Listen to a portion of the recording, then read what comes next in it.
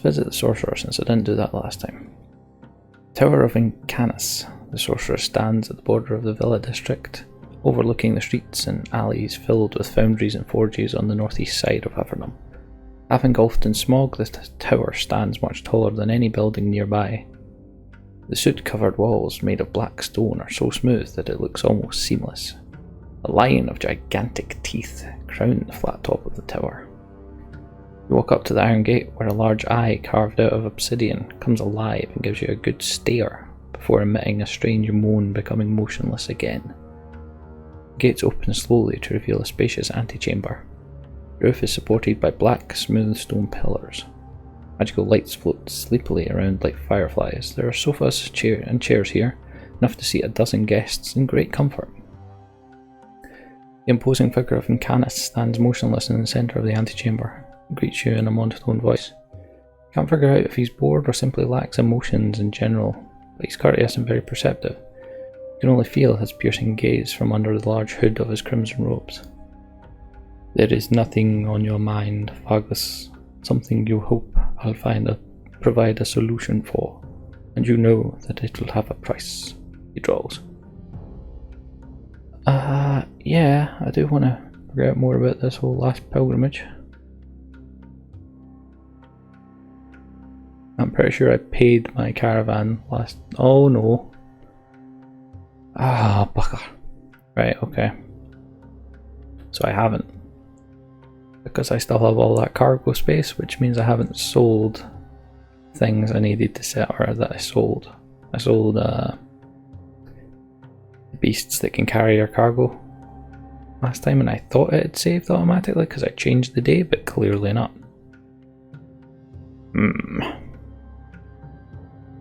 Right then. Might as well. Sorcerer hesitates only a little before motioning with its long-fingered hand for you to sit down. You comply. Cheers, Karmika. It's just a tutorial I'm going through. It shouldn't be anything about the main game, but yeah, it's been a lengthy tutorial. This is hour 4, I think. It's very interesting.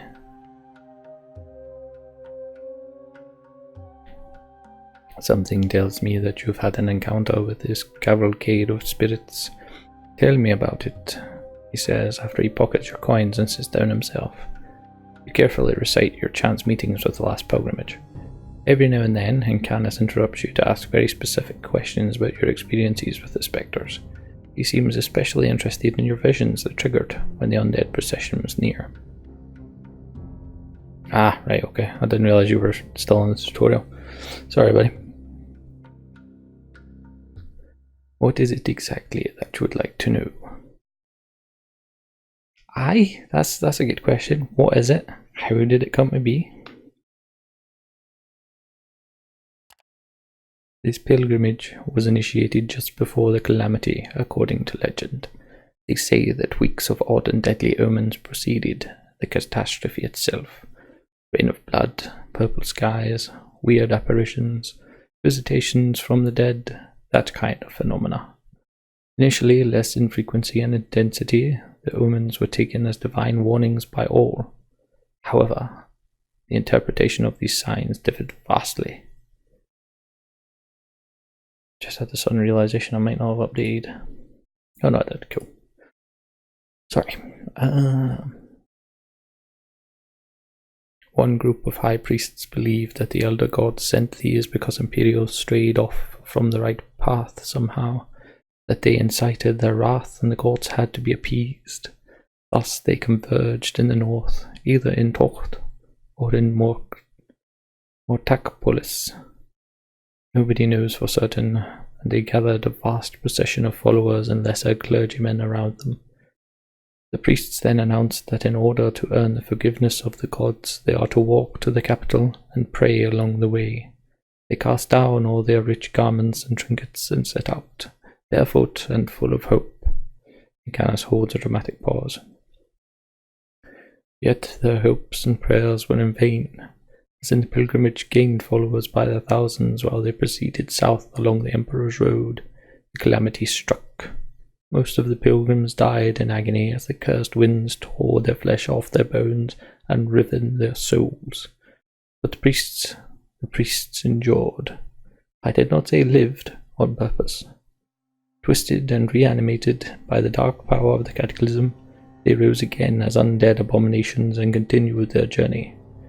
Only now they appear and disappear without any discernible logic and move in strange angles as a ghastly procession of spectres. They are doomed to wander forever, never reaching their goal, never resting, never knowing peace, and never gaining the forgiveness of the gods, because those gods are dead and gone. Shudder under the sorcerer's gaze. What happens when they run into someone? Now that they are cursed to wander the wasteland eternally, they appear suddenly and disappear shortly after. Most of the time, nobody knows where they are, but when they appear and come into contact with someone, that person is gone forever. Therefore, a clear account of such a meeting is non-existent. One theory suggests that such unfortunate individuals are assimilated into the pilgrimage and wander as disembodied spirits, walking the same eerie path as the tormented souls of the original pilgrims. Others suggest that the cavalcade sustains itself by drawing on the life essence of its victims. Nothing of them is ever found afterwards. How do we know this? Sometimes people were able to observe such encounters from a safe distance. The last pilgrimage was known to have destroyed fairly large comitati, so they do not only attack small groups or individuals. Naturally, the number of the victims are vastly overstated. There are studies of these beings, studies that collected all the reports of their appearances throughout the centuries following the calamity. It seems that they never ever appear south of the Twin Towers, which they failed to reach while alive. It is always quite clear that, given the short time between encounters at distant locations, the Lost Pilgrimage travels via magical means. Their most popular notion is some form of teleportation, because nobody has ever encountered them in the outer realms. However, they do have the tendency to haunt a specific region or area for a while before moving on. Canis leans back in his chair and crosses his fingers. However, there never was anyone who met the pilgrimage twice so closely and lived. I find that extraordinary. Even though it is cold in here, you're sweating. Possible that they're following me? Ah, that is the question, isn't it? He kind of scratches his scrawny beard with skeletal fingers. All information collected by the wise throughout the centuries, as well as anecdotal accounts, tell us that the appearance of the pilgrimage is completely random. There has never been anyone recorded who encountered them twice, not even madmen who were looking for them. So when you told me about the 2 times you've met the pilgrims, I was skeptical. Yet I can see that you are telling the truth. Sorcerer clears his throat. There are 2 possibilities, I believe. One, it was indeed chance, however minuscule, that you happened upon them a second time. The chances of a third encounter are negligible. 2, they were roaming a specific region, in this case, Arenas Negras. And because there is practically nobody in that region, they converge on the only living beings nearby, your Comitatus. In any case, I'd avoid the desert of black sands and its border ranges for a while if I were you, and thank the gods for surviving 2 such chance meetings. Wasn't planning to visit that dreadful place anyway. Can they be defeated somehow? Let me answer your question with a question. Canis leans forward. If it was possible, why do you think no one has ever managed to do so? I mean, because they're not trying the right way. Napalm might work.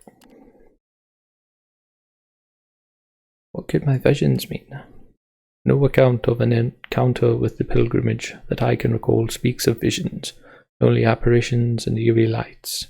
Yours and that of your companions seem to be a unique reaction. I wonder if it has anything to do with the telepathic companion. Sorcerer glances at Javik, who is standing a few meters away, leaning at the pillar. Unlikely, your friend says, frowning.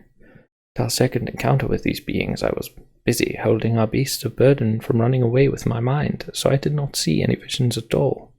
How could it be connected to me if I was the only one to not see anything? I concur. And Canis nods and turns back to you. Unfortunately, dreams, visions, and phantasms are not my area of expertise.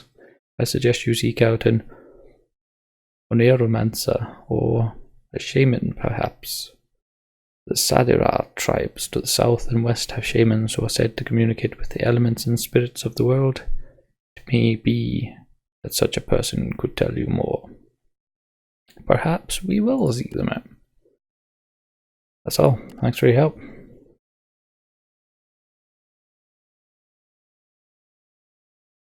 Are you interested in any of our items? Why is it lagging so much? But I'm not sure I want to sell the Dwarven Compass, thanks.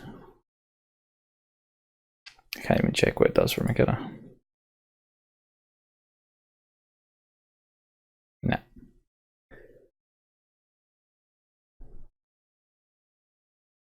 Right, let's see how much it balls. It didn't actually tell me what it was going to give me, it just straight ahead and went done it.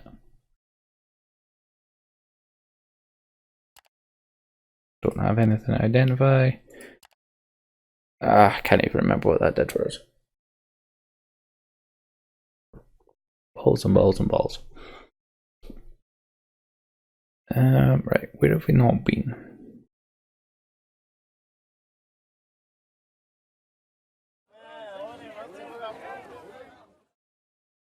Alright, so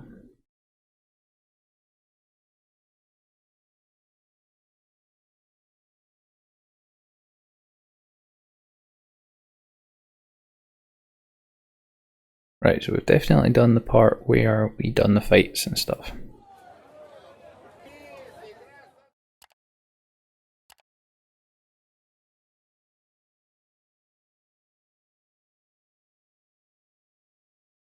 Ooh, +1 max movement, that's interesting.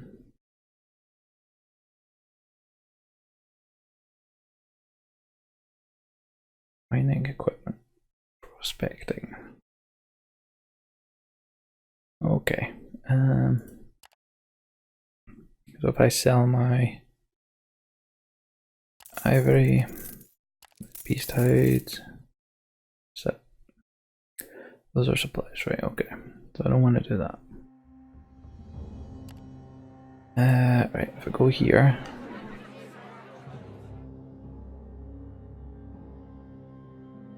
Right, so I've got 5 gold and 3 5 Droka and 3 Lyric. I don't need any more. I just need 12 workers and slaves combined for the efficient operation of the Comitatus.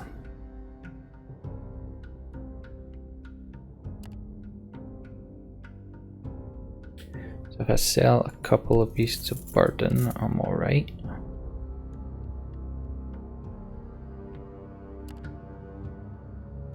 And I need more fighters, like 7 fighters at least.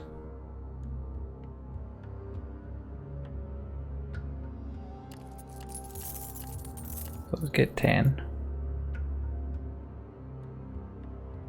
Let's get rid of some.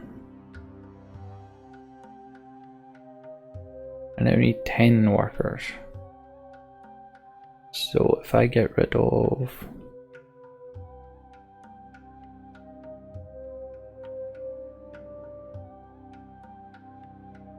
some slaves.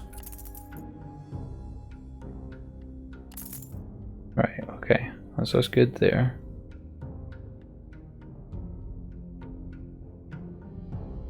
So I can pay them now.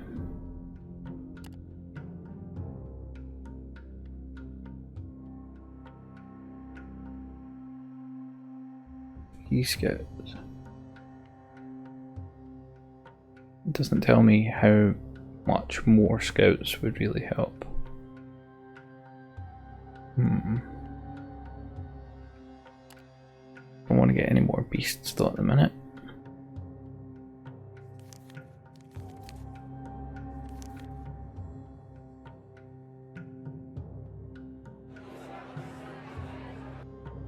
Anything else I need to do? Go for a walk, see what we find. 3 brothers from Larnac seek you out on your return to the Mancio after you've spent several hours exploring the city. The brothers heard about your Comitatus and destination in the east. They would like to join you to share the burden of the road. All 3 of them are skilled fighters and they would like to reach Ash where their associates are waiting for them. They will pay you when you get to there.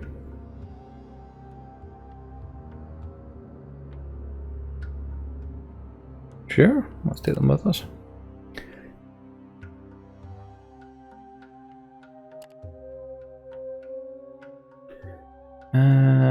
What about the fighting pit? Ooh.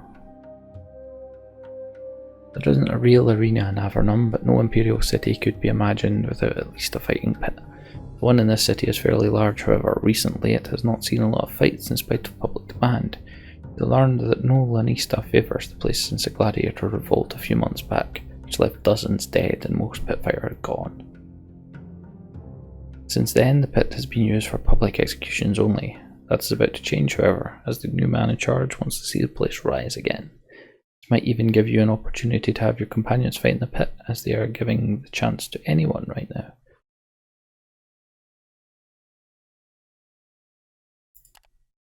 The fat Medicos greets you with a smile. She's quite a disgusting character, but they say she's really good at what she does, patching up pit fighters from wounds that by all rights should kill them. The Medicos has a lot of spare medical supplies. Since there's only been a few fights, she's willing to part with them.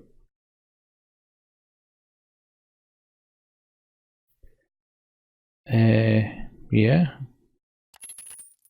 5 medical supplies, nice. Could better, could enter the roster, but since it's just a tutorial, I'm not going to bother.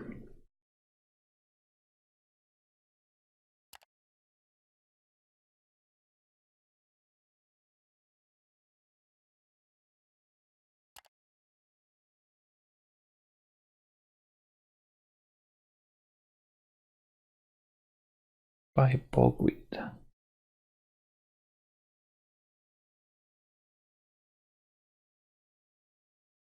Sure, I'll take bogweed.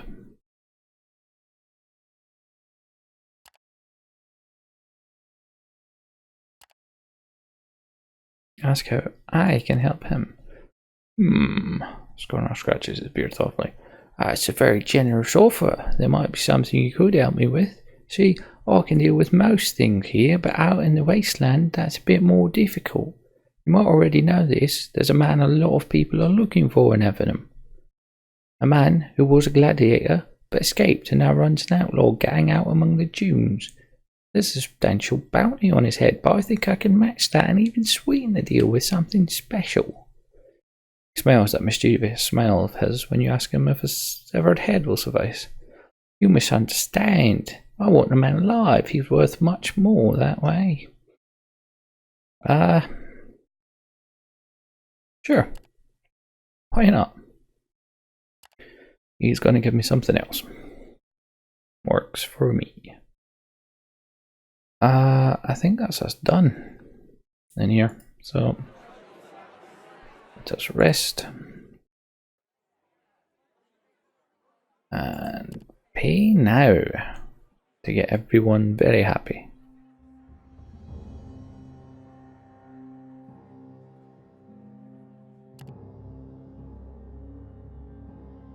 Ask him what he thinks about Sidarius and his mission. I think I've already given voice to my scorn towards this holy quest he is on.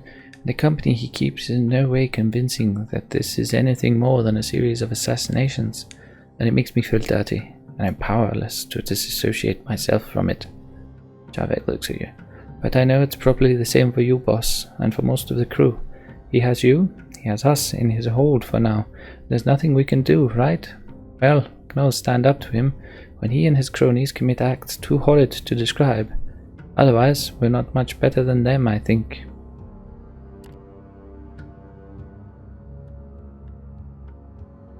Ask him what he thinks about the abolitionists. Look, I know these abolitionists are murderers and a plague on honest folk. I know they fell into banditry and ended up committing despicable acts. But I also know that most of them did not choose this life. No, most of them were forced into his life after an inordinate amount of abuse at the hands of their former masters. Does that alleviate their crimes? I don't know. I only know that I don't know how to make sense of all this.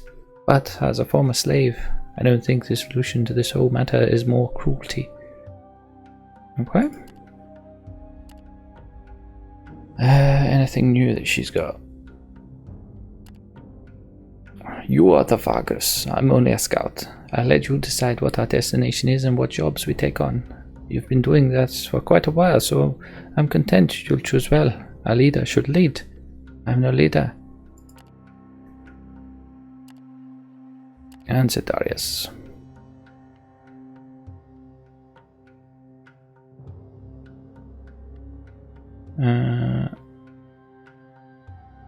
Nope. Nope. That's fine.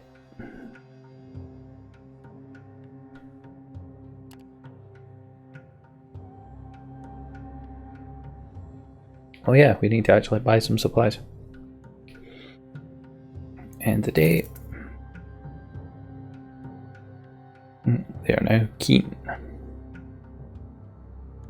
Right, supplies. They have a lot of supplies. Look at that green thing. Bogweed, okay. Right. Let's see if there's anything else there that makes any sense for us to take. They have added now trade, in the sense that different markets will have different prices for stuff. That's got me very excited. I like being able to do it. I've done it in, I think it was Suikoden 4 that had it. Suikoden 4, sorry.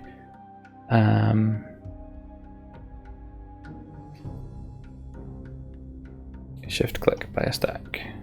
Yeah, cool. It gives us 3 days.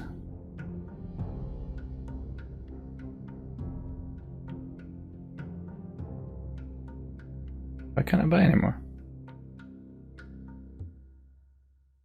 Did it at 314? Hello?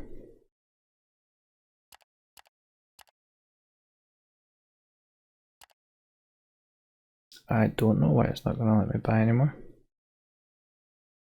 Okay. So our cargo is a bit naff, but that'll do. Nothing prevents me from leaving now. You approach the gates, Comitatus packed up and ready to go.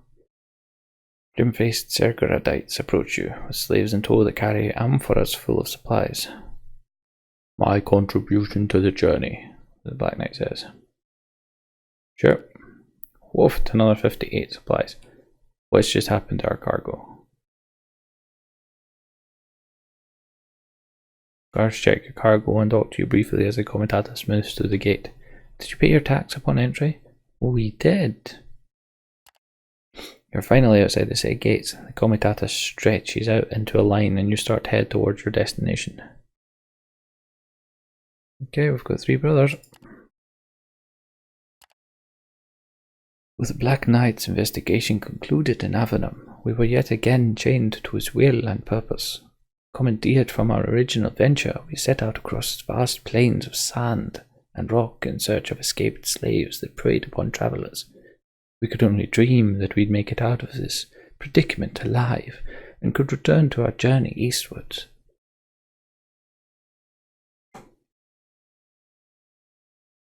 Okay. Nope, not that. We definitely need to go there.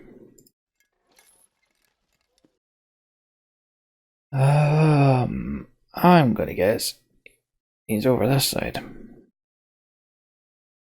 13 days of supplies.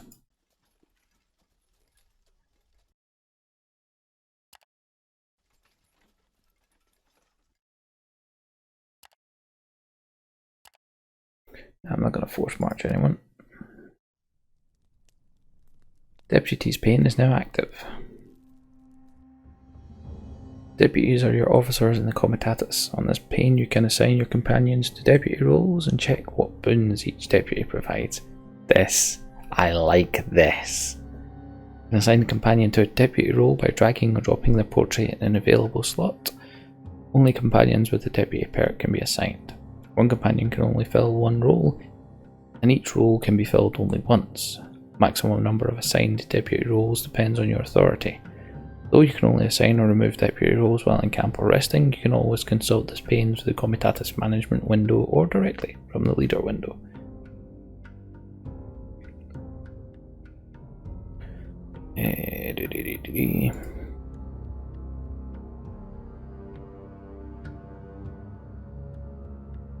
Alright.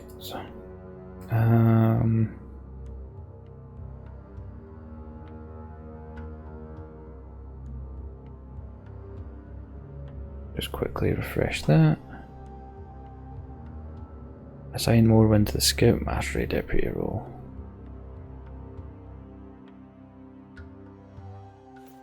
What's that going to give me exactly?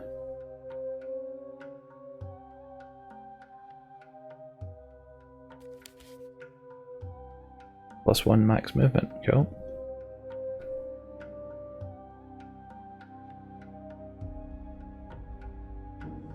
He reduces beast and mount consumption. Okay. Cool.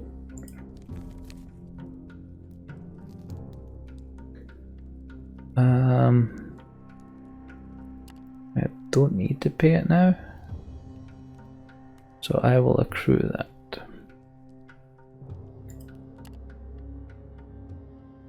Scouting icon is now active on the node's radial menu. Yes! Click on the node you currently occupy. Scouting allows you to gather information about what is going to happen in neighbouring nodes before committing to a path by sending your scouts out. You can see all neighbouring nodes represented as directions in the scouting window. These are also marked on the campaign map. Scouting costs movement points. You need to spend movement points equal to the highest MP cost duration. You can add scouts to directions you want to gain information from. Each added scout raises the chance of a successful scouting. However, each additional direction after the first, or if you have a scoutmaster after the second, costs resourcefulness. You can see the chance of success and failure for each scouted direction. Scouting is not without risks. Your scouts may not return in case of a failure. Okay.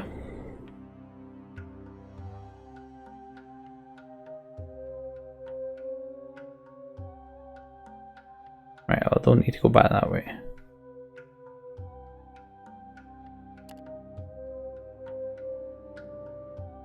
Critical fail chance, fail chance.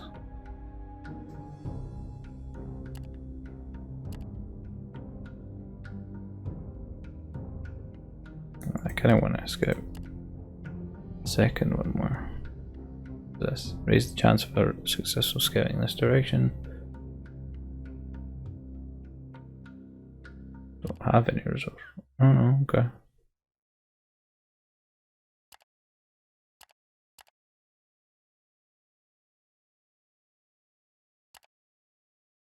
No losses.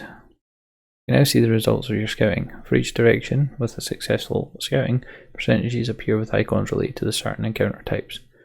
Scroll icon indicates an event, either a priority or a chance event. Sword icon indicates a combat encounter.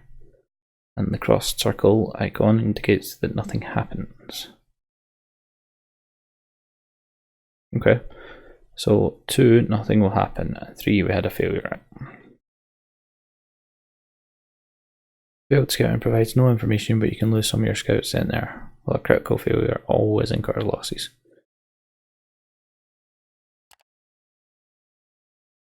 Let's go there then. And there. That's going to cost me 4 movement, so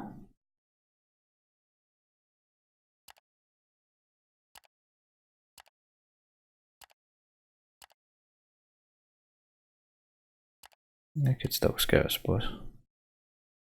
No, it's not gonna let me. Okay.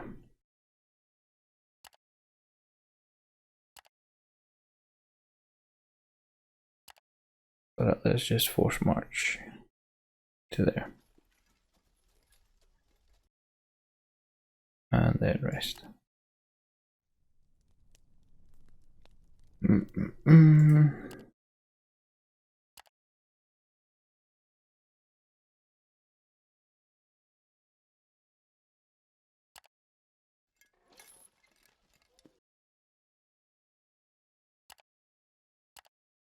Cost me 3 movement points to do this.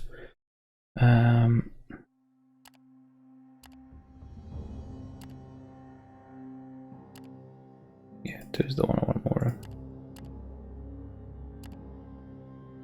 Failure, no losses. 2 gets me an event. Okay.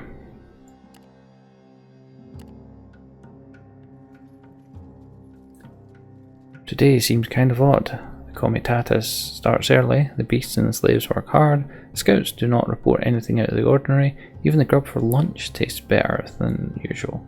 There's no need for whipping anyone, and the caravan covers a bit more distance in the afternoon. Crap, did not mean to do that.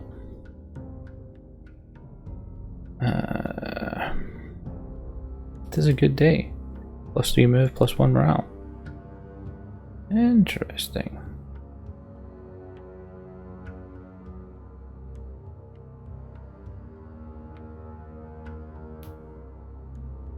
Let's just camp up. Andy. As the Comitatus strikes camp and dusk falls, the chill of the desert dark sets in. Night, however, is much harsher than what you are normally used to. An ill wind blows and you see small clouds of breath as you exhale. This cold is quite perilous. You have to prepare for an uneasy rest.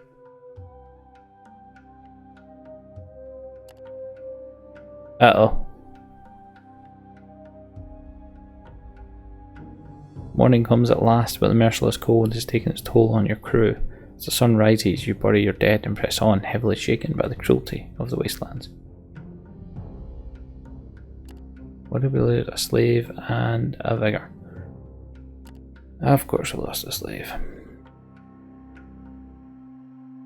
So scouting is going to take 5, so let's just move on down. There's an oasis down there. Let's head that way.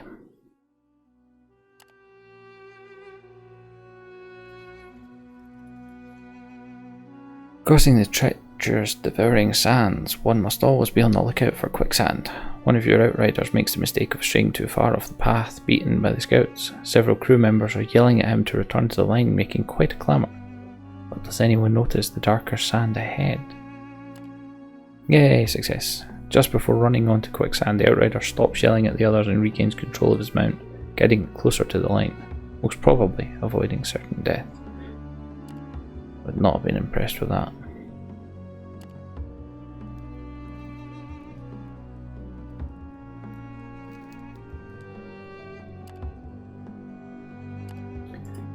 Down there. Down there. Ah, damn. Oh no, it's just 4. Cool. So I wanted. I'm definitely going there, so I'll scout second direction. Or it won't let me. That's not very nice.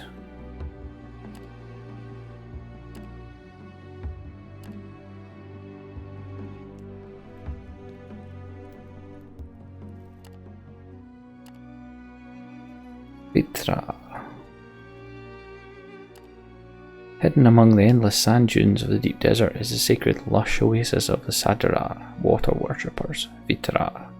Clear pools and streams running through primitive aqueducts are kept blessed by the blue-clad shamans and are guarded fiercely by the warriors of the tribe.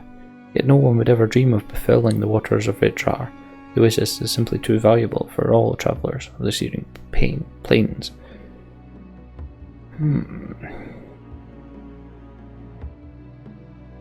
Some of the locals wish to join you. 1 Ross, 8 Lyric. Okay. Take take another 3 scouts, thanks. And let's seek out the shamans. The water shamans, leaders of the Vitra tribe, oversee the waters of the lakes and caverns in the protected oasis. They're calm and peaceful, just like the element they worship, and are always open to talking to outsiders.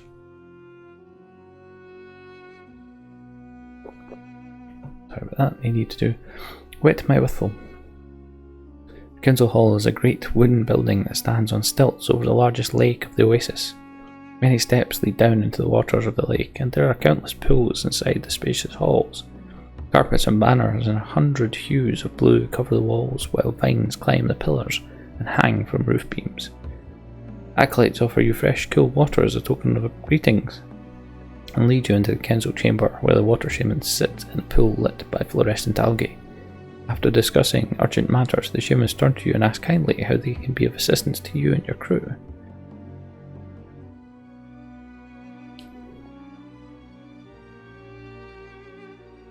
Price of water, okay. Shamans gladly provide concoctions, lotions, poultices, tinctures and bandages for the right price.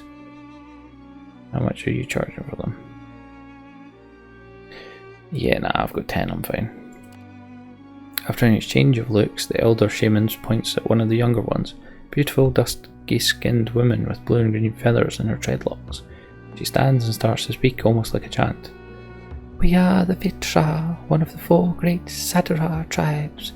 Before the earth broke, the waters boiled, and the old world came to an end. Our ancestors heeded the warnings of the great spirits and hid underground. Later, the spirits led our ancestors out of the vaults and into the searing plains, and showed them how to survive here. It is said that the Vitra were the first to lay eyes upon an oasis and settled here. They cultivated plants, irrigated the earth, and gave shelter to others. Thus, Water Spirit adopted us, and we adopted it. In time, we grew to be masters of finding water in the new world, and guard its cleanliness, as it is the source of all life. Water is required by all the tribes, by all people. So we became healers, protectors, and growers. And we, like all the 4 tribes, send emissaries to the village of Satara, who guide our people in matters that concern all of us. Ask them if the Utvora are their enemies. Not in the least. Another young shaman with braided black hair that reaches his waist assures you. Water Spirit is not an enemy of fire spirits. They could not exist without the other. There is a balance that the great spirits strive for, and we need all the 4 tribes to maintain that balance. It is in nobody's interest to repeat the sad catastrophes of the past. Thus, we are allies and friends to the other tribes, even though our ways are our own. Water must flow as water is life, but without fire no human would ever survive the cold of a desert night, or be able to boil water to purify it when necessary. We will see how the elements complement each other, right? Nod, indicating you understand. Let's see what they know of the last pilgrimage. You recount your encounters with the spectral pilgrims, assisted by Javik, who provides further details. The shamans ask some questions, then talk to each other in their native tongue. One of the elders finally turns to you and speaks in a drawl. The unfortunate spirits that are now this procession suffered immeasurably when the world was broken. They cling to their hatred and pain, forever denied rest and fulfillment, like one in the desert who is dying of thirst and follows a mirage. But these visions you speak of, we have not heard such a tale before. You say these were like waking dreams and wonder why you dreamed them? But you are mistaken. It was not your dream you saw, but theirs, and for some reason almost all your people glimpsed it. Did not dream of the pilgrims. They dreamed of you. We cannot say why this happened, or if it will happen again. Be wary. Shaman nods, indicating they told you everything they know. Okay. You decide to take your crew and rest by one of the lakes of the oasis. Bathing is allowed by the Victrar, and your commies plan on doing just that. They also brought some booze. Soon, laughter and splashing fills the air in the shades below the billowing palm trees. Some of your crew simply lie down on the soft sand and take a nap. You settle down in the shades too and rest your eyes in the cool breeze. You wake up in a few hours and feel rested. It was time well spent on a little recreation.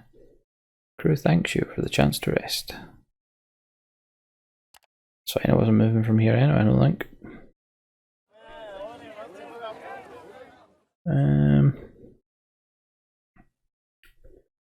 Fogweed is contraband.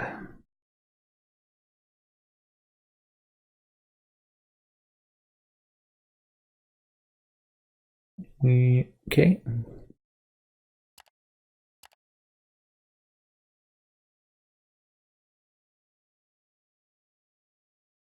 Already got awning, so I don't need that.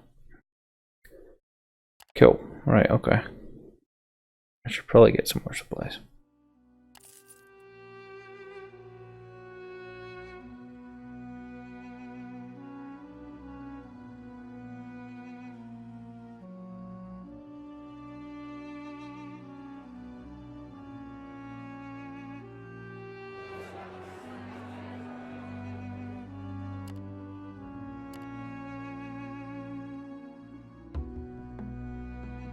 Ooh.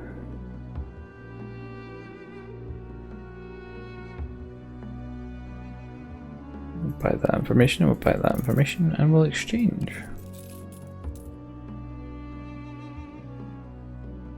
Okay. I think that's us then.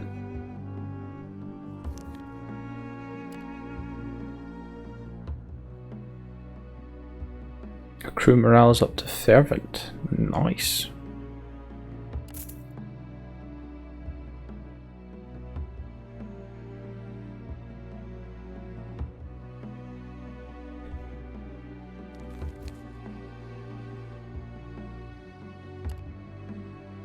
Right, so that's where I am now.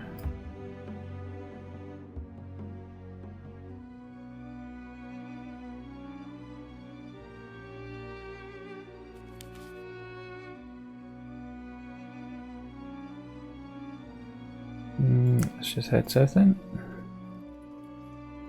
Crew grumbles. It is not a rare thing, as there is always reason to grumble, but this time they bitch and moan about not getting paid, which is a fairly good reason if there was any. Notice the signs and are quite aware that they can't go on like this forever, otherwise the least unsettling thing that happens is that they start leaving. Then they're going to steal your belongings too, and there are much worse alternatives. That's fine.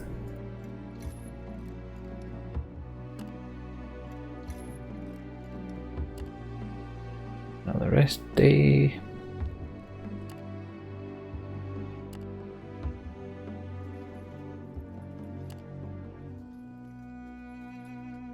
Scouts report seeing signs of an encampment along the dunes. It is poorly hidden, Vagrus. They either trust the place to be avoided due to the quicksand in all directions, or they don't give a damn. The scout who returned after seeing the camp from afar reports. Relatively flat terrain makes approach easier, but may also make it easier for the Comitatus to be spotted. I don't know. Cartography. Send scouts to size up the camp.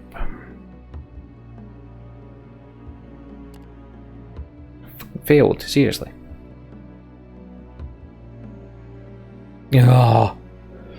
Having been instructed on approach angles and how far to go, your scouts disappear into the dunes and return in half an hour. They look worried and morose. You realise one of them is missing. Apologies, Vagrus, but we had to withdraw. Joker's dead. Fell into a pit trap. We're lucky he didn't make a sound, so we went to scuff it. Couldn't recover the body though. We don't know how long it takes them to discover it. You curse foully. Sidaria surges in attack as you expected. Scouts only learned that the camp is defended and is similar in size to your Comitatus. Approach. Armed and ready for battle, your fighting crew approach among the dunes, accompanied by the Sergerodite contingent led by Sidarius. You are halfway to the encampment when a shrill war cry rings out and a large group of armed men charge you. In a matter of moments, a fierce melee is underway. Enemy team seems to be a ragtag band of outlaws and liberated slaves, but they put up quite a fight. There's no time for elaborate strategies, yet your orders will surely decide the fate of many today. Yes, success, and we only lost 2 fighters. As Covias, the escaped gladiator and leader of this encampment, enters the fray with his most trusted men, your crew starts to give way immediately. There's no chance he can turn the tide now, but he could still cause quite a lot of damage, so you and your companions regroup immediately to deal with the outlaw chieftain. So Darius emerges out of the melee and leaps at your side. Good man. Right, I want him there. There. Or there.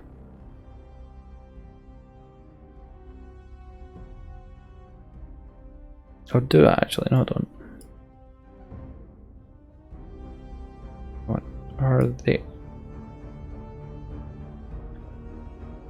Yeah. Or there. I'm there. And I'm there. This way, so Darius can be attacked by both. She can only be attacked by that one. Yeah, there we go.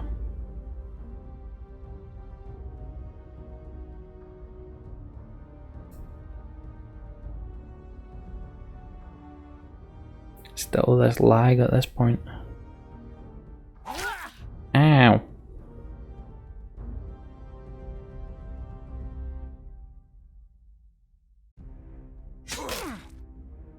Blocked but still done damage, eh? All three of them get turns before me, that's not cool. Hey, missed.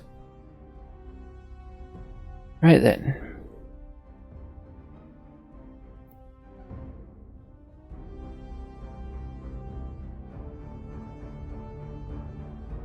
Inspire Heart. Inspire him. Right, so Morven, what are you gonna do?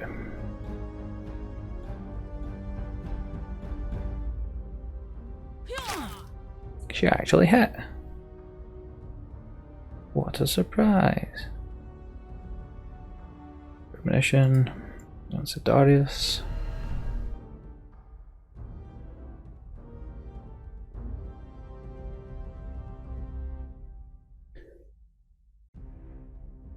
I see already at 14 damage. Vitality.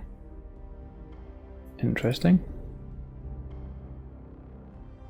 Yeah, of course he missed. So Darius, what's the deal, man? Got hard boosted. What's this guy gonna do?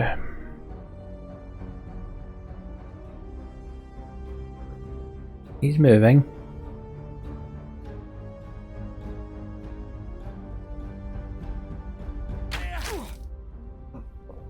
Get that one hit.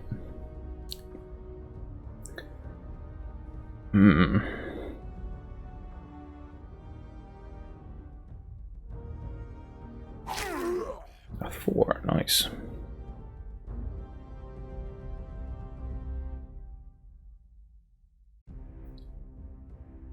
Kick, pushes, yeah.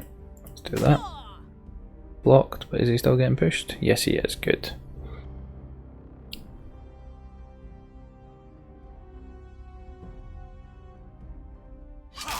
Ow. We might lose this fight. Pretty much just need more when to keep pushing that one back. Can you stop hitting Darius, please? He's at 3, so he's dead. Pretty much.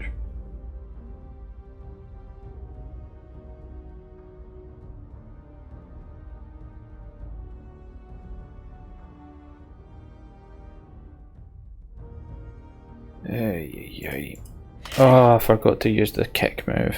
Pillock.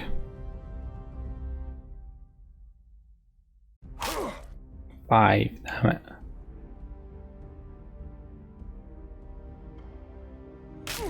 Three, boo. Don't go after Darius, do another move.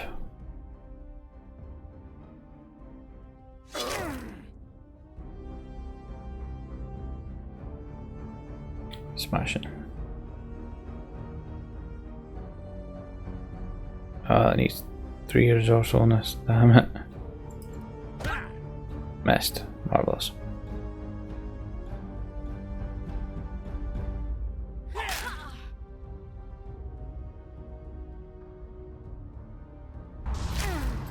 Okay, well there Comitatus goes.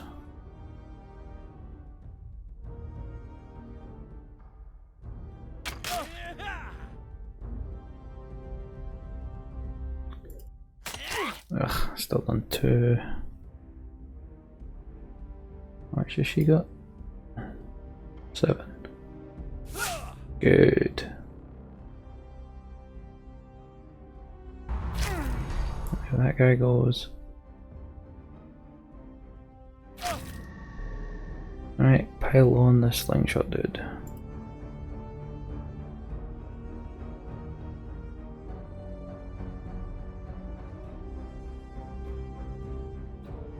Wait, what? That's definitely not what would you do.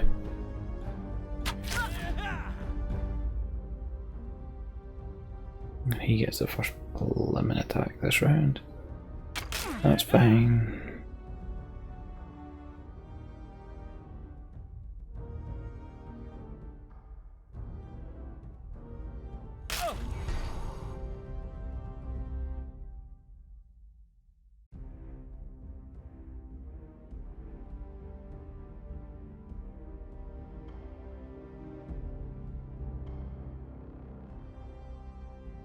Well, there's nothing he can do.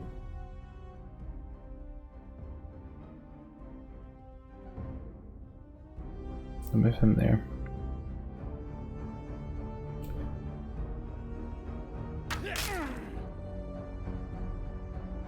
But at least now she can attack. What's he got left?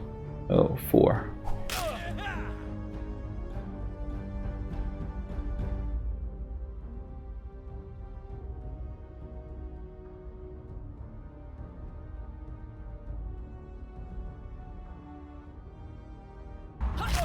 There we go, good job. Oh, that was worrying. Battle is over and your crew is victorious. Blood pools on the sand and the death rattles of dying men and women fills the dunes. Covius is among the wounded. It seems he would live if given care. However, his chances of survival start to look less and less rosy when Sidarius grabs him by the neck and drags him inside to execute him. Doesn't even protest in his weak and defeated state. Let's try and convince him. Hey, we tell Sidarius that enslaving Covius again and letting him die a spectacularly bloody death in the arena would be more of a punishment than simply killing him here. He grunts thoughtfully, then lowers his sword. Cunning Vagrus. Though the methods of Bairdos usually earn the disdain of Sergorod's followers, in this case, I commend you for your cruelty in punishing this degenerate. Make sure he reaches an arena. Knight says and walks away. Covius is tied up and tossed on a cart. You instruct your crew to tend to his wounds and feed him sufficiently. In the meantime, your crew bounds the few enemy survivors. This abolitionist camp has been eliminated, and your business here is concluded. Ah, wait, have we not got space for that? Dagname it. Where'd all the scrap metal go? We had like 40 of it.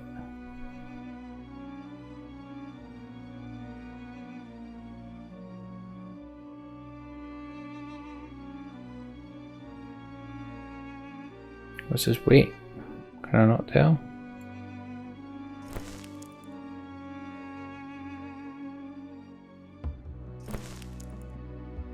A pop.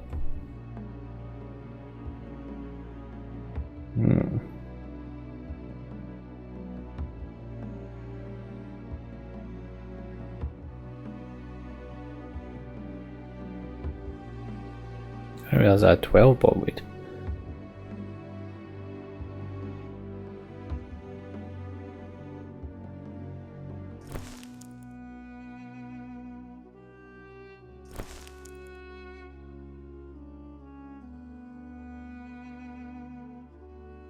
Only got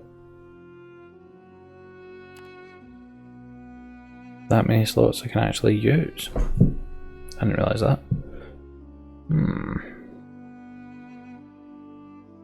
Less than ideal, but reckon obsidian's probably more expensive or more valuable. Oh, so let's do that. Okay, it's forced march. Okay, do it.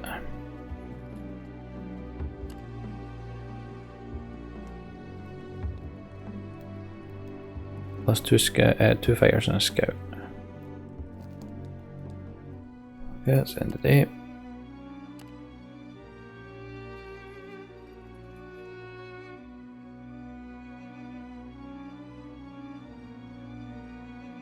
Rest again. Cool. So next turn I can... Oh yeah, I need to actually heal people.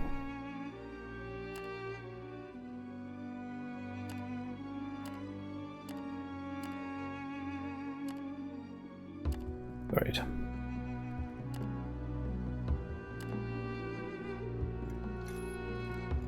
Probably something off down there, but... I'll be honest, I'd rather just get this sorted.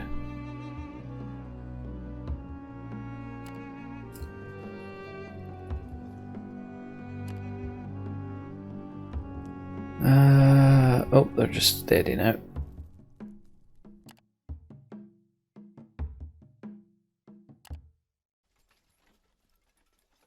Oh, the crew grumbles.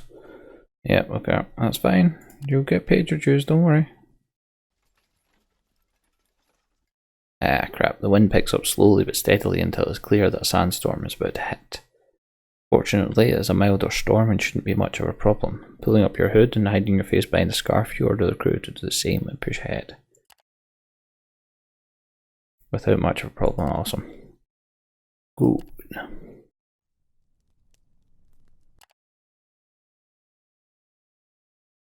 This night brings death. I can feel it. The old slave peers into the darkness outside the camp with filmy eyes. Many just shrug or tell the old timer to piss off, but his words turn out to be prophetic. The cruel hours just before dawn, desperate men attack your camp to steal whatever could sustain them in the wasteland.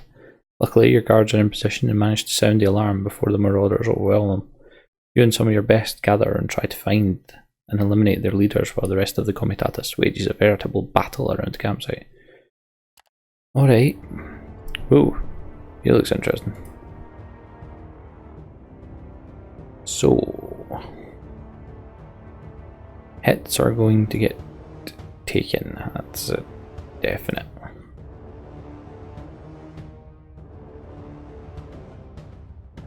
So first ambush fight though. He's got 14. He's moving. Fine. I'm perfectly fine with that. Although he's got spears, so he's probably gonna start throwing them. A crit for 1! Oh no! Okay. Let's boost his defenses. Boost him some more.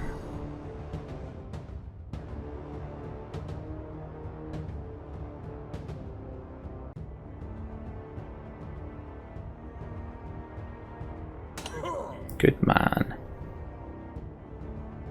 Right then. Just the one, seriously.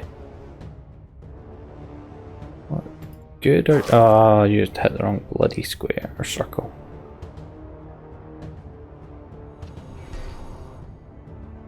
Buff her as well. So Darius gets turn this time. Yeah, I guess first this time. Cool. Just carry on damaging them all. Apart from the orc dude. Nice. Right, what's the orc dude gonna do? Javelin. I thought he was gonna start throwing them. For 3. Ouch. Blocked, but still took 2. Nice.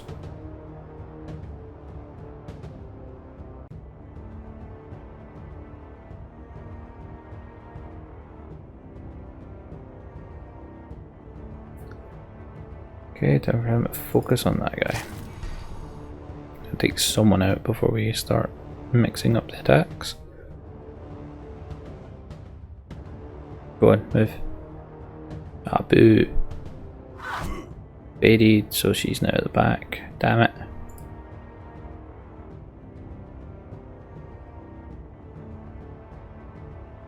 Ah, he's getting poison damage for the next 2 rounds. Lovely. So he's got 3 left. Figured that would probably kill him. Good. What are you going to do then, mate? Another rigorous jab. Oh, we actually done 2 this time.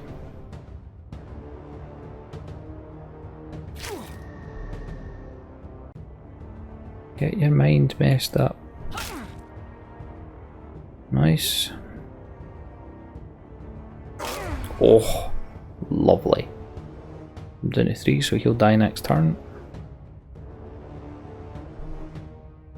Yeah, if he actually has points.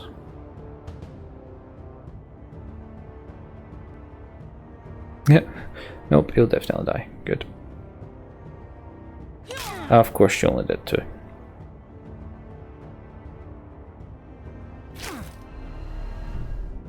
And Cetarius, hopefully this hits both. Misses both. Expected it to hit 1. Oh, bloody hell.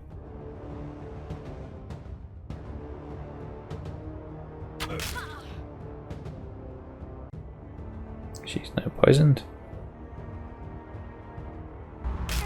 Bye, Orc Marauder.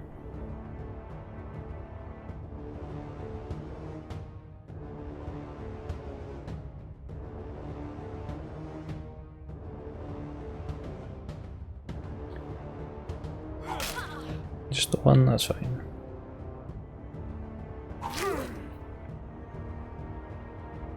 But say, see if he gets the next turn, I'll not be happy.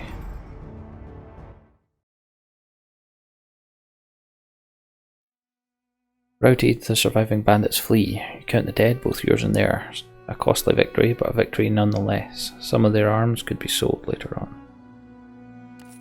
2 bros and 1 morale. Don't actually lose anything. Lovely. Let's just force margin.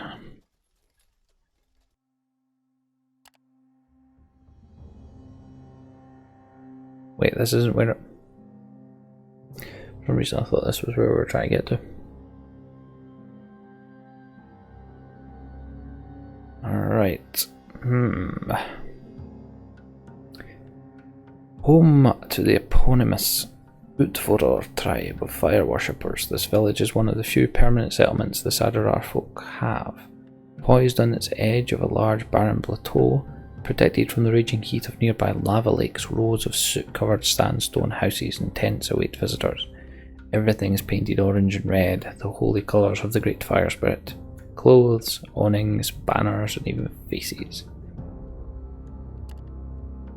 4 young Utvarar warriors are talking in hushed tone next to a row of tents. They greet you politely when you approach them and ask them why they've been staring at you. We heard your tribe travels the sands and make off to faraway lands, the oldest of them says. The fire in our hearts compels us to seek what is over the horizon. If you wish, we would join your tribe and fight for you. You can hire them if you're looking for warriors, or you can try to play into their sense of destiny and curiosity. Because that's going to cost a lot. It's an honour to travel with such renown, with such a renowned Comitatus. Well, it may be an honour, but the young warrior who speaks for all 4 of them says, scratching his chin. We still need metal coins to pay for things in faraway lands. Not now. The fire shamans of the Utvarar tribe are the undisputed leaders of their people. Nobody would dare provoke their wrath, and rightly so, because like the element they worship, they can be fickle and quick to wreak havoc. The daily gathering of Utvarar's most influential shamans can be attended by outsiders as well, so you trudge over to the brickwork building where the meeting takes place.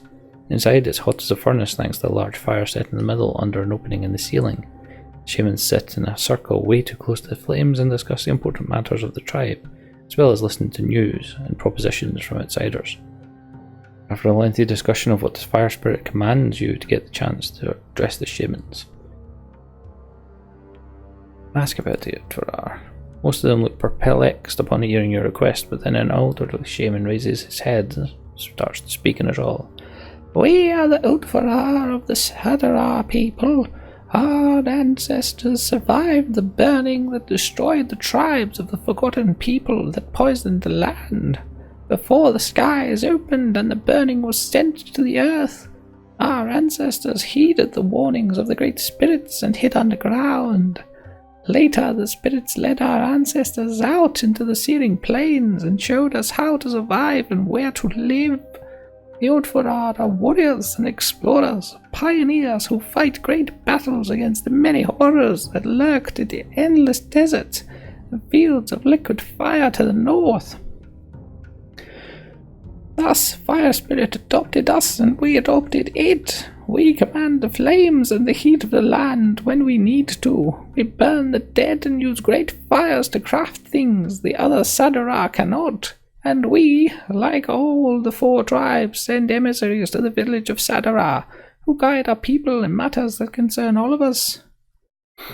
The other shamans nod in agreement after they realised that the old man had concluded his speech. Well, we know they're not enemies, so we're not even going to listen to that. Also, my throat thanks me for stopping that. You recount your encounters with spectral pilgrims. Javik butts in here and there. The shamans ask some questions, then talk to each other in their native tongue. At length, one of them, a small man with a mangy mane of black hair, turns to you.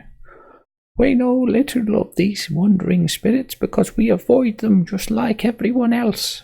There's a fire burning inside them, but this fire is not of this world, not one with the flame of Fire Spirit. It is kindled in a searing wound, reeking of disappointment or betrayal. And the flashes you saw, we have heard no account of such thing. Whatever makes you and your people see them has to be the reason for the spectre's apparent attraction towards you, we believe. Cheers. Yeah, let's not bother. Do we need to buy more supplies? Oh no, we don't. We've got 11 days. What am I talking about? I think we should go sell that bogweed.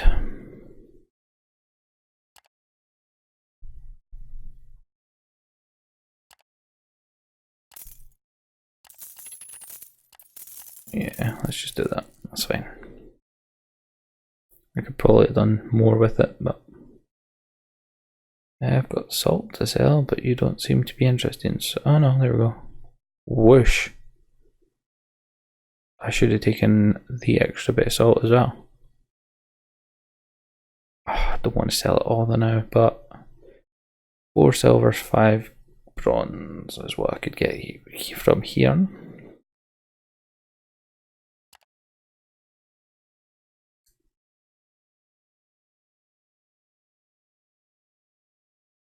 Fine, yeah, I'm going to take that.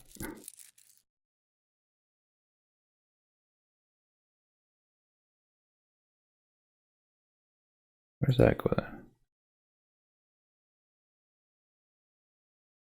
Just up there, okay. You want to let me actually, there we go. Cool, okay. Citizen workers, I'm fine. Fighters, I'm fine. Scouts, I've got 5, that's fine. Camping in a cave. Lost on a bar in the needs of.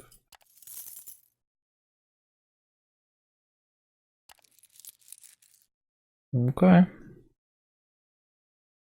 I need to actually heal my people up, probably.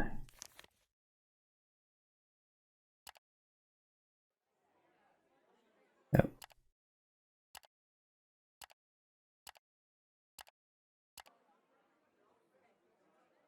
Jeez, we're up to 5. I think we're good though. That's where I want to get up to. Okay. Oh yeah, it's because I came in that way. That explains it. Let's rest up. Their morale is now broken. Crap.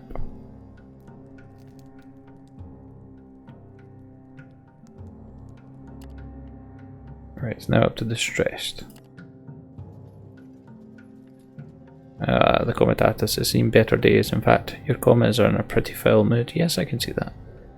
Perhaps you can still turn things around. You managed to avert or prevent the worst things that come up today.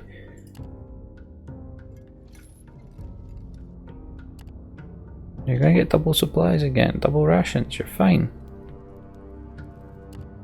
Oh no, their bad's broken. Come on, we're about to get an Avernum and then you'll get your money. Right? Decade tax. Sure.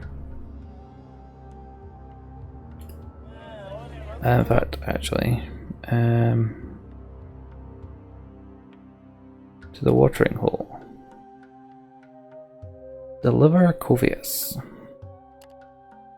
You let Scorpa know that you have Covius tied up and gagged, hidden in one of your carts back in the Mancio. Kingpin's eyes light up as he slaps your shoulder. That's my friend, the Vagrus! I knew you were the man for the job.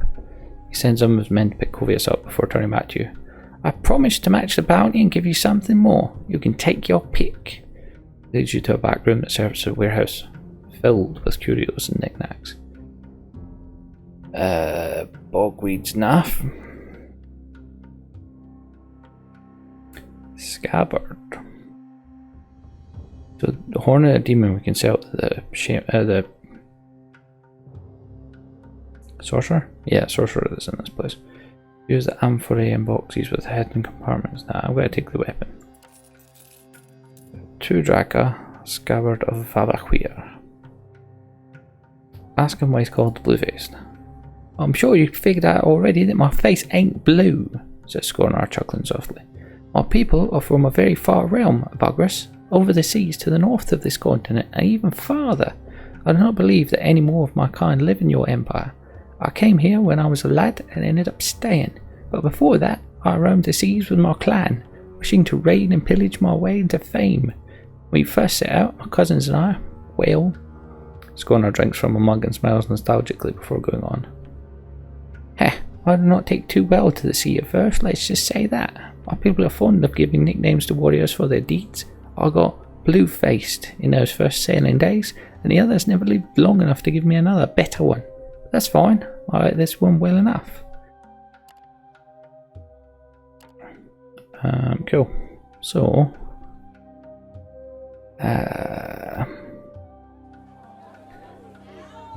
Oh, we'll get more for salt here. Cool. Right, give me 2 seconds, I just need to plug my heads in. It is dying. Ooh.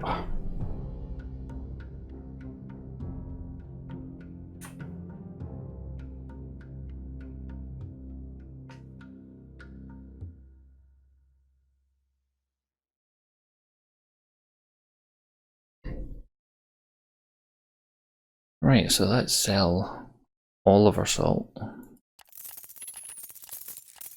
Oh, that's a lot of money. Might as well sell our obsidian. Right. That's a lot of stuff.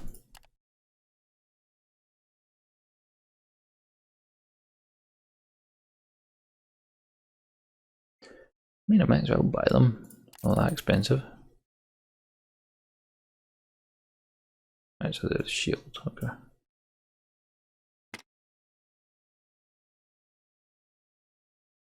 I would like to get that stuff, but I'm just not going to be able to. Right, go.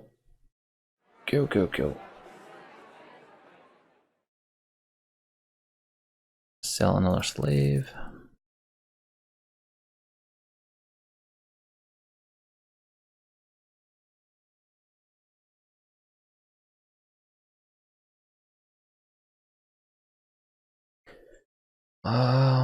Right.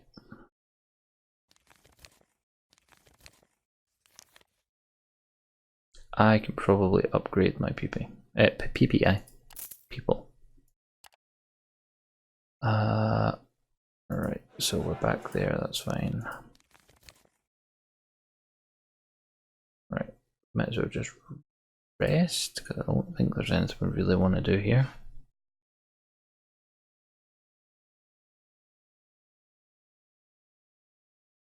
Nah.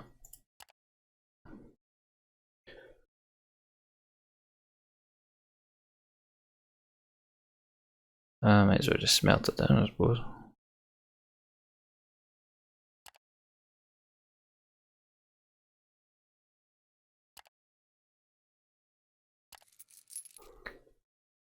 Three iron.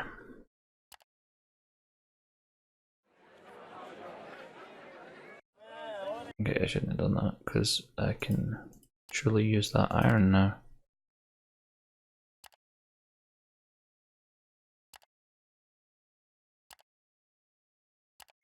Never know.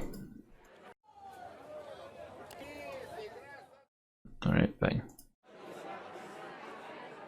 I do need more supplies though.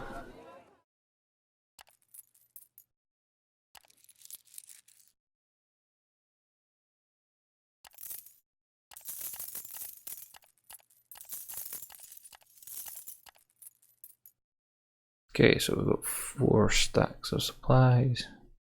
Sell the iron for. Decent. Cool.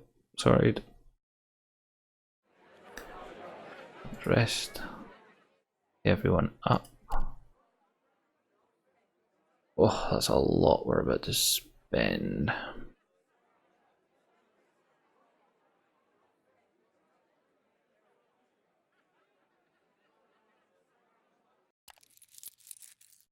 Yeah, they're still broken even though I paid them. It's just disgraceful. Right.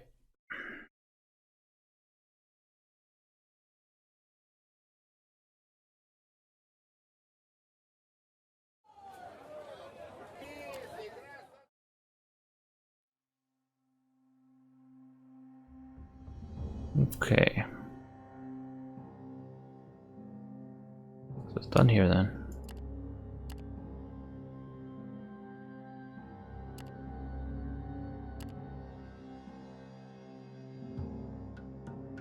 So wait, where were we going again?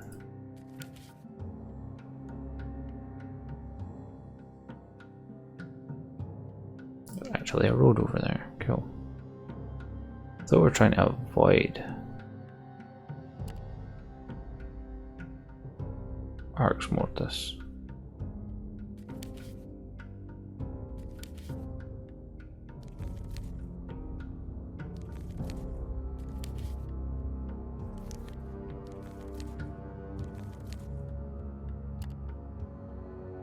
So I have enough insight to upgrade Javik. Wait, wait a minute. Only took 8 insight to level him up. That's been changed since I played before. But it also only gives 8 proficiency, right? Okay.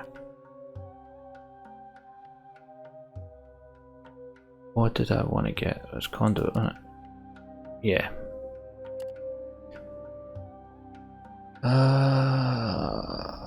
Survival, I can put a beast lower. Yeah, sure.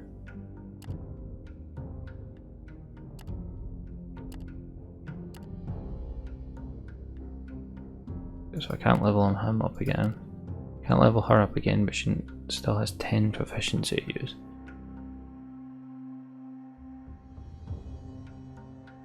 Let's give her some cartography and ability to track. Survival up.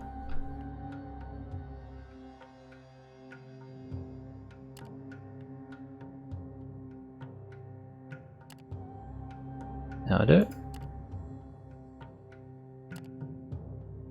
And Cedrasking upgraded as well. Terrifying. 10% accuracy penalty. Whoosh, get both of them on.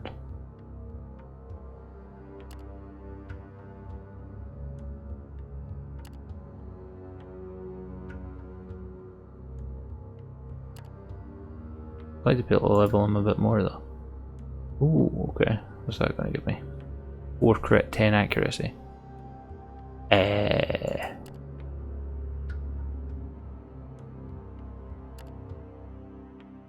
Sure.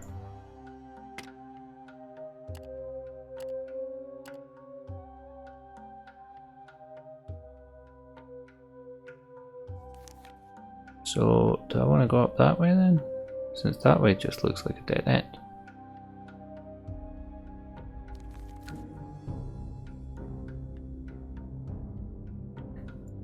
Again though, I need to check my quests.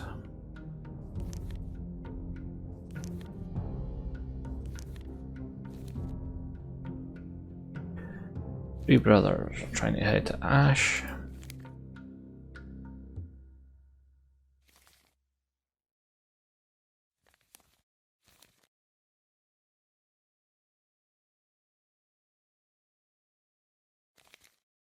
I have to locate and eliminate the 3 hidden abolitionist camps in Arena's force. Oh, damn it. I forgot that he wanted me down there for more. Yeah, I don't have them anymore.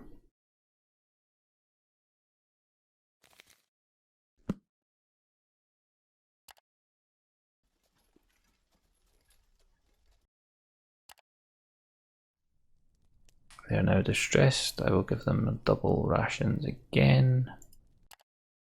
So now up to steady.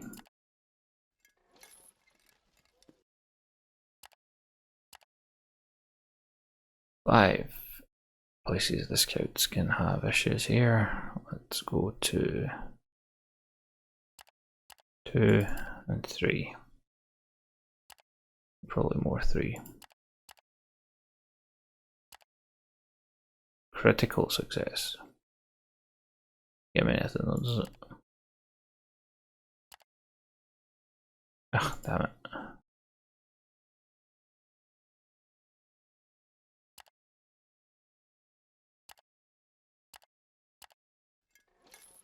To there, and then from there I can move on. So I put them up to 6, but I'm fine with them going up.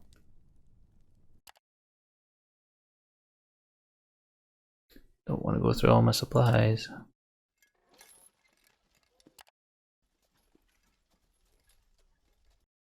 And nowhere's a 4.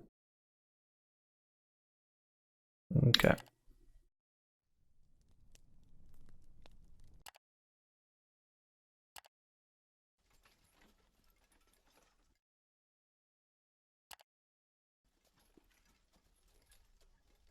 Comitatus finds itself on difficult terrain. You don't recall how you ended up among the rocks and crags, but you either turn back or risk losing more time by attempting to find a safe passage.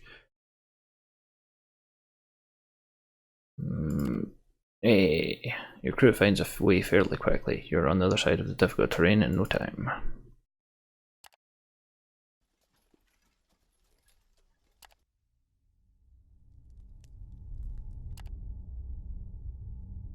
I don't like it when it makes that noise all of a sudden.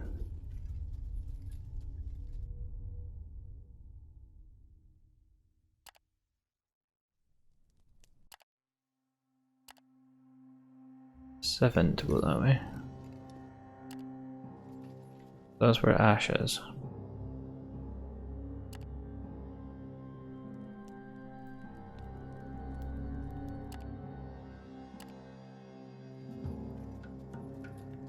Yeah, it's okay. Grumbling about their wages again. Searing plains do what their name suggests, they sear. The air is incredibly hot, but after a while it grows even hotter, although you wouldn't have thought this to be possible. Soon you find out why. From the direction the Comitatus is headed towards, the infamous wind of the plain comes up and grows within a matter of minutes into a tremendous unceasing gale. Luckily it's not strong enough to whip up a full-blown sandstorm, but it makes getting ahead extremely difficult nonetheless. You and your commis find yourself almost knee-deep in swirling sand and struggling for every single step. Even the beasts of burden press themselves at an angle against the snifter.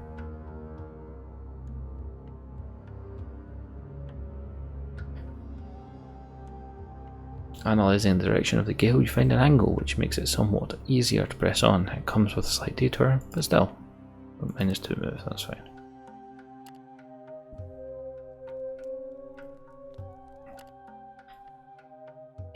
Getting back might be an issue.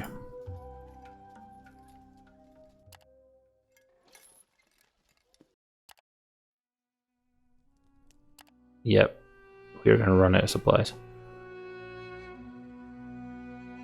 Wait, there's... I did not think there was going to be this much to the south.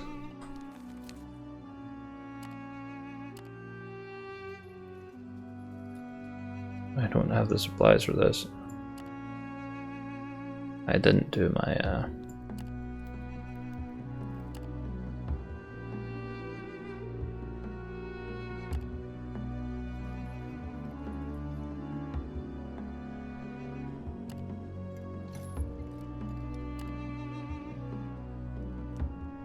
and they're gonna go down to distressed if I give them 50% rations again. Sod it. Oh, that's... I did not expect these places to join up.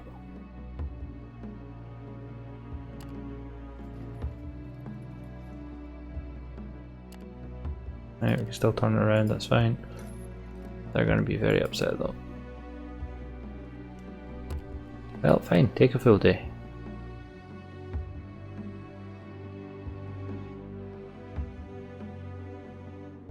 About an hour after the Comitatus settles down, a terrible shriek pierces the night. Many of your crew jump from their bedrolls, weapons drawn, but the howl is distant enough not to be an immediate threat. People start to return to their bedrolls when another scream is heard, then another one, and another one. It goes on for hours, and the originator seems to wander around the camp, always out of sight. It goes on for hours, and always just too far to be comfortable to investigate. A group of guardsmen eventually set out in a bad mood to find the source of the house and kill it or scare it away, but they don't find anything. Eventually, after hours of the bone-chilling screams, the howler disappears. Not a lot of the crew manages to get a good night's sleep, including you. Oh, -1 vigor. We're down to 8 movement points a turn.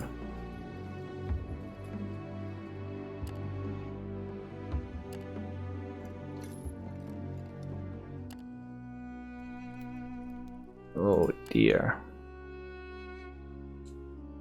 Comitatus' morale is dangerously close to being irreversibly broken, and you are quickly losing your chance to turn this around. The crew is constantly arguing with each other, and a lot of them have no qualms with going against your will either. It gets so bad that if you can't calm everyone down, they will simply leave, dissolving the Comitatus or worse, depose you by any means. Managed to do the unthinkable with a mixture of charm, threats, persuasion, and outright lies. People calm down and do not want to oust you any longer. Yeah, I'm about to get ousted, regardless of me having saved it then.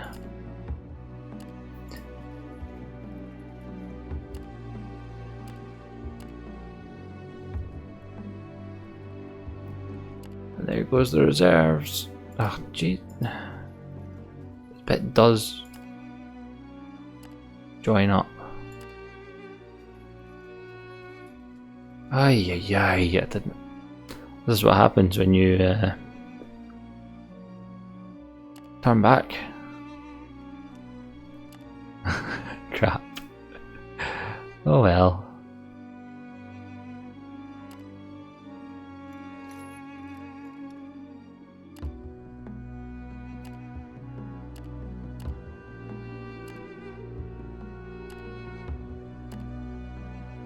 I don't have any food though, so they're going to be absolutely dying. Uh-oh, no amount of charm, threats, persuasion or lies helps you this time. It does not matter what the crew is fed up with. What matters is that they think you are responsible for it. Whether they leave you behind and choose another leader, or channel their frustrations into violence is also of little consequence. The important thing is that your career as a Vagrus is over. No, wait, that's not how it went. I apologize, good master. My memory is not what it used to be. Right, that seems like a suitable place to stop for the night. Actually, I have no idea where this is going to load me back to.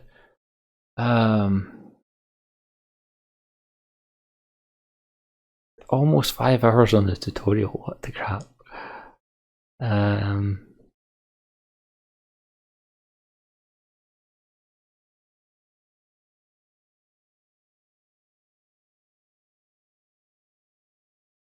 Yeah, I have no idea. No idea whatsoever. Regardless, that is going to do it for the night. So, I thank you if you have joined me for any of this. By all means, do a follow, a like, all that good stuff. And yeah, certainly I would love to have you guys around for more. Anyway, I have been Bairdos. This has been Vagrus, the Riven Realms, and earlier it was Anthem. You guys take it easy, have a good day. Adios.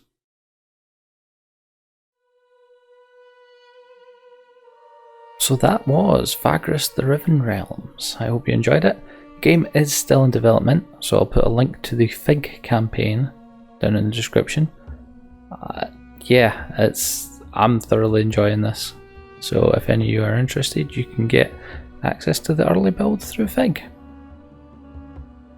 But yeah, let me know what you thought in the comments, and we'll be back with more soon. I've been Bairdos. You guys take it easy, have a good day. Adios.